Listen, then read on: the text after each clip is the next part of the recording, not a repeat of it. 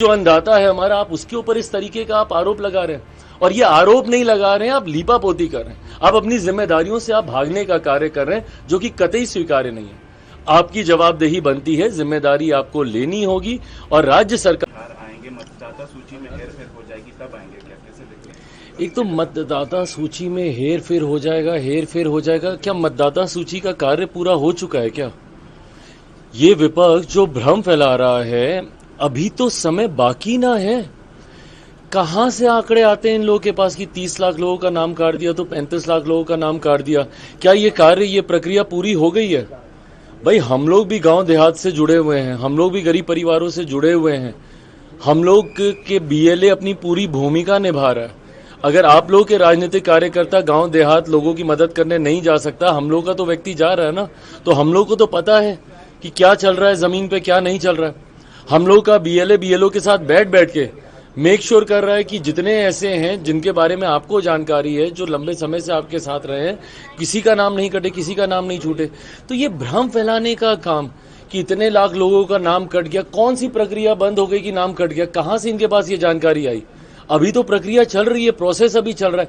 हकीकत यह है कि ये वही लोग हैं जो कि सिर्फ झूठ बोलकर, भ्रम फैलाकर लोगों को डराने का काम करते हैं।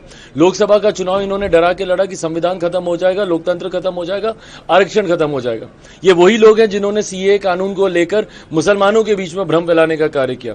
आज मुझे बता दीजिए, एक मुसलमान जिसका सीए के तहत जिसका नाम कट गया हो, बार बार लोगों के बीच जा जाकर कहना, मुसलमानों के बीच जा जाकर कहना कि ये नागरिकता छीन लेगा, नागरिकता छीन लेगा। अरे, जो नागरिकता देने वाला कानून था उसको आपने नागरिकता छीनने वाला कानून बना दिया। और ये प्रक्रिया, क्या ये बात झूठ है कि भाई ये लोग नहीं गए थे चुनाव आयोग के पास कि भाई डुप्लीकेसी हो रही है वोटर्स की, गलत नाम जुड़ रहे हैं, इतने वोटर्स कैसे जुड़ गए? पहले आप शिकायत कीजिएगा, शिकायत के ऊपर जब कार्रवाई होगी। और ये कौन सा हमारे देश में पहली बार ये हो रहा है? इससे पहले और 4 बार इसी प्रक्रिया का इस्तेमाल किया जा चुका है और बिना किसी बदलाव के। इसमें अगर इस बार बदलाव अगर कोई एकमात्र हुआ है तो सिर्फ टेक्नोलॉजी का बदलाव हुआ है। पहले आपको फिजिकली जाके सारे डॉक्यूमेंटेशन आपको सबमिट करने पड़ते थे, अब आप ऑनलाइन भी कर सकते हैं। सिर्फ ये एक बदलाव हुआ है। प्रक्रिया पूरी वैसी की वैसी है जो आजादी के बाद जो 4 बार जिस तरीके से इस प्रक्रिया का पालन हुआ। हकीकत यह है कि ये लोग जानते हैं कि ये लोग हार चुके हैं। और जिस तरीके से एक खूबसूरत डबल इंजन की सरकार हमारे प्रदेश में चल रही है, केंद्र सरकार, राज्य सरकार आज हैंड एंड ग्लव्स की तरह कार्य करने का काम कर रहे हैं। आप बताइए, इससे पहले कौन से ऐसे देश के प्रधानमंत्री थे जो एक साल में 8-8 बार बिहार आते? हर एक महीने के बाद प्रधानमंत्री जी का बिहार आना, बिहार को लाखों करोड़ों की सौगात देना। क्या कर लिया था जब यूपीए की सरकार थी? कितना दिया था यूपीए की सरकार ने बिहार को? आज उसकी तुलना कर लीजिए कि पिछले 11 साल में एनडीए की सरकार ने क्या कुछ किया है बिहार के लिए। तो इन लोगों को पता है कि आज की तारीख में बिहार और बिहारी एनडीए के साथ जुड़े हुए हैं। इस बात का डर है जो राजद से सारी बातें कहलवाता है। सर, चुनाव आयोग ने करीबन 22 लाख मतदाताओं की सूची राजनीतिक दल को सौंपी है और उनसे किया है कि आप भी अपने तो छानबीन करें। बिल्कुल कीजिए। हम लोग हर तरीके का, चुनाव आयोग पूरी तरीके से ट्रांसपेरेंसी अपनाने का कार्य कर रहा है, पूरी पारदर्शिता के साथ कार्य करने का कार्य।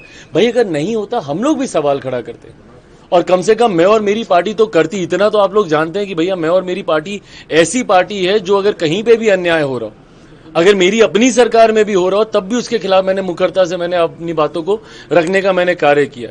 तो अगर ऐसे में कहीं पे भी हम लोग को भी लगता कि भाई कहीं पे कोई दिक्कत हो रही है, और जैसा मैंने कहा कि हम लोग के राजनीतिक कार्यकर्ता भी पूरी तरीके से इस प्रक्रिया में सहयोग करने का कार्य कर रहे हैं। अब इन लोग के लोग नहीं कर रहे तो इसमें कोई क्या कर रहा है?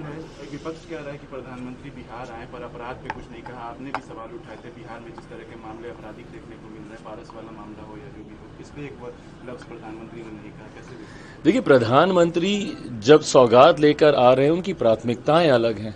वो बिहार को एक विकसित राज्य बनाने की सोच के साथ कार्य कर रहे हैं। जहां तक रही लॉ एंड ऑर्डर की बात, ये संघीय ढांचे में, फेडरल स्ट्रक्चर में हर कोई जानता है कि पूर्णतः ये राज्य सरकार का विषय आता है, ये राज्य सरकारों के अंतर्गत आता है। ऐसे में प्रधानमंत्री को चिंता नहीं है, कतई ये बात जायज नहीं है। बट हाँ, ये चिंता हम सबकी भी है। जिस तरीके से हाल फिलहाल के दिनों में आपराधिक घटनाएं बढ़ी हैं, जिस तरीके से एक के बाद एक ऐसी घटनाएं सामने आ रही हैं जिसका बारे में शायद किसी ने कभी सोचा भी नहीं होगा। जिस तरीके से पारस हॉस्पिटल में घुसकर, कमरे में घुसकर दिन दहाड़े 5 शख्स घुसते हैं और दिन दहाड़े गोलियों की बौछार कर देते हैं। ऐसा नहीं है कि बिहार में ये घटनाएं पहले नहीं हुई है। जो लोग जंगल राज जिनके नेतृत्व में होता था, आज जब वो हम लोग पे उंगली उठा रहे हैं तो उनसे पूछने की जरूरत है कि 98 में पीएमसीएच में भी इसी तरीके से गोली चली थी और उस वक्त के मंत्री, उनकी हत्या कर दी गई थी। उस वक्त वो मंत्री थे, उस वक्त घुस के उनकी हत्या कर दी गई थी। उस वक्त किसकी सरकार थी? इन्हीं की थी ना। पर ना उस वक्त की इस घटना को जायज ठहराया जा सकता है, ना आज की इस घटना को जायज ठहराया जा सकता है।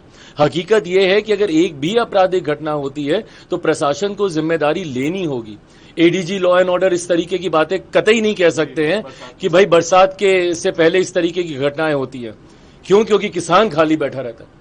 भाई जो अन्नदाता है हमारा, आप उसके ऊपर इस तरीके का आप आरोप लगा रहे हैं। और ये आरोप नहीं लगा रहे हैं, आप लीपापोती कर रहे हैं। आप अपनी जिम्मेदारियों से आप भागने का कार्य कर रहे हैं, जो कि कतई स्वीकार्य नहीं है। आपकी जवाबदेही बनती है, जिम्मेदारी आपको लेनी होगी और राज्य सरकार को भी इसमें और ज्यादा मुस्तैदी से सुनिश्चित करना होगा कि कम से कम और कुछ नहीं तो बिहार में सुरक्षा का भाव, एक सेंस ऑफ सिक्योरिटी हर बिहारियों के भीतर दे। ये जिम्मेदारी प्रशासन सरकार की बनती है। क्योंकि लगातार आप भी आपराधिक घटनाओं पर सवाल, जिम्मेदारी जवाबदेही तय होनी चाहिए। मैं पहले ही इस बात को कह चुका हूं। और प्रशासन, कल भी हम लोग गए थे, वैशाली में एक घटना घटी है जिस तरीके से एक छोटी सी बच्ची 1 महीने 13 दिन तक वो बच्ची लापता रहती है। स्थानीय प्रशासन की पूरी मिली भगत है कि भाई 1 महीने 13 दिन तक आप उस बच्ची को आप ढूंढ नहीं सकते हैं। क्या उसके मोबाइल फोन से क्या उसकी लोकेशन को ट्रैक नहीं किया जा सकता था? अगर ये लोग चाहते तो क्या ये लोग नहीं कर सकते थे? गाज गिरी है छोटे अधिकारियों पर, थाना लेवल के अधिकारियों को वहां पे बर्खास्त किया जा रहा है, जबकि हकीकत यह है कि जितने बड़े अधिकारी हैं वो भी इसमें लिप्त थे। तो ऐसे में जब तक जिम्मेदारी तय नहीं होगी, जब तक जवाबदेही तय नहीं होगी, आपराधिक घटना इसी तरीके से घटती रहेगी। अरे प्रभु, सवाल पूछना। कांग्रेस आज रोजगार मेला लगा रही है सर, कैसे देखें? आज रोजगार के लिए मेला लगा रही है। भाई लगाएं, पर वो जिनके साथ सहयोगी हैं, चिंता बढ़ जाती है कि अब कितने औरों की जमीन लिखवाएंगे ये अपने नाम। क्योंकि जब जब ये लोग नौकरी देने की बात करते हैं, रोजगार देने की बात करते हैं, लैंड फॉर जॉब हम सब जानते हैं। और अब तो कल भी सुप्रीम कोर्ट की तरफ से भी जो आदेश आया उसमें भी इन लोगों को निराशा ही हासिल हुई है। तो ऐसे में अब जब ये लोग दोबारा नौकरी बांटने की बात कर रहे हैं तो ना जाने कितने और गरीबों की जमीन अपने नाम लिखवाएंगे। बैठक आज दिल्ली में खड़गे साहब के घर पे होगी सर, कैसे देख रहे हैं? नहीं, अच्छी बात है। खड़े बैठक पर जिस तरीके से तथाकथित इंडी अलायंस छिटकता जा रहा है, एक के बाद एक सहयोगी इनसे दूर हो रहे हैं। बंगाल के इनके सहयोगी हों, महाराष्ट्र के इनके सहयोगी हों, धीरे धीरे वो दूरी दिखाई दे रही है। और ये बार बार हम लोगों ने कहा कि एक ऐसा भानुमति का कुनबा है जो कि बनने से पहले ही बिखरता है। ना जाने कितनी बार इसको संजोया गया है, कितनी बार ये बिखरा है। दिल्ली के चुनाव आते आते तक ध्वस्त हो गया था, अब बिहार चुनाव आते आते तक कितना रहेगा ये समय बताएगा।